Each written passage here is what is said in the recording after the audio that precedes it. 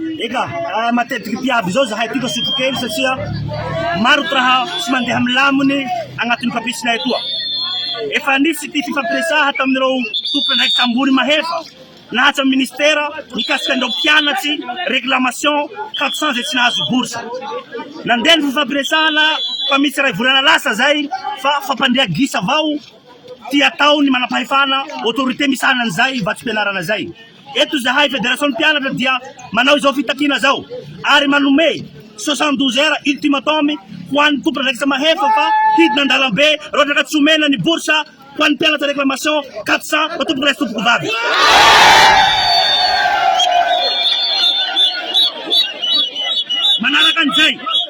Manaraka an'izay fa nisy ny fifampiresaha ho an'ny aéroport zay manokana izay bloc cité misy any mpianatsy atoa zay anisany dobon-drano tsy misy jiro.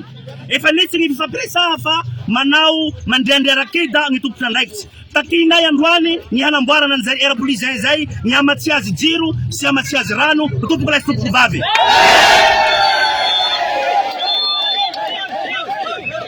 Takinay ary agresevanay manokana ho an'ny OMC ty manaraky ity. Maro ty mpianatsinay zay sambosambory fahatany avao anatin'ny kapisy ato.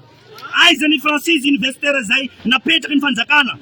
Manao atsoavo ampireksy ambony zahay mba hametrahana an'izay Francis universitaire zay fa tsy ekenay ty mpianatsinay sambosambory fahatany avao. Farany de farany angatahanay fa tsy ampy ty salle de classe-nay.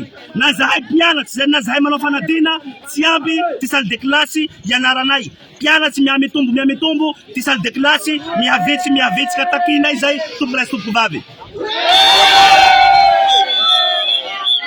Apetrakinay androany ty fitakianay toy tsy hoe misy ambadiky fa fitakianay mpianatsy omeo bourse ny mpianatsy 400 zay tsy nahazo bourse. Apetraho ny Francis universitaire omeo salle de classe zahay amboaro ny airplizin fa ity tolona ty dia tsy hijano laha tsy voavahy zay. Manoloana an'izany dia manome 72 heures ultimatum zahay fa hidina an-dalambe rotra tsy voavahy zay. Misy tompoko lahy.